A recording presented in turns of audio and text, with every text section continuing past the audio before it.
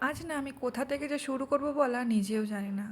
মনটাও এলোমেলো, আজ না আমার দিনটাও খুব এলোমেলো ভেবে গেছে জানো তো। কিছুদিন আগে আমার 3 বছর ধরে রাখা কাজের মেয়েটা ছেড়ে চলে গেছে। একটা নতুন কাজের মেয়ে রেখেছি যে কিনা সকালে আসে, সবজি কেটে দিয়ে যায় অ্যান্ড সিম্পল ডাল রাইস এগুলো রান্না করে দিয়ে যায়। বাট ওর হাতে না সবটা ভালো লাগে না, ননভেজ বলো বা ভেজটাও ভালো করে রান্না করতে গেলে আমি নিজেই করে খাই। এই যে দেখতে পাচ্ছ হঠাৎ করে আমার ড্রেসটা চেঞ্জ হয়ে গেল। আজ হয়েছেটা কি জানো তো, আমার কুকারটা না ব্লাস্ট করলো। আমি না বুঝতেই পারলাম না, গোটা ঘরে ডাল পড়ে গেল। মানে কি করে কি হলো আমি নিজেই বুঝে উঠতে পারলাম না। সব মোছামুছি করে রান্না বান্না শেষ করতে প্রায় 5টা বেজে গেছে আজ আমাদের। বাচ্চাদেরকে মাঝে মধ্যে একটু স্ন্যাক্স আইটেম দিয়েছিলাম, ওরা খেয়েছে। বাট ভাতটা খাওয়া হয়নি, আজ সানডেও ছিল, বাচ্চারাও বাড়িতে ছিল। ওদেরকে সামলানো আর এদিকে রান্না, দুটো অনেকটা ভারী পড়ে যাচ্ছিলো আমার।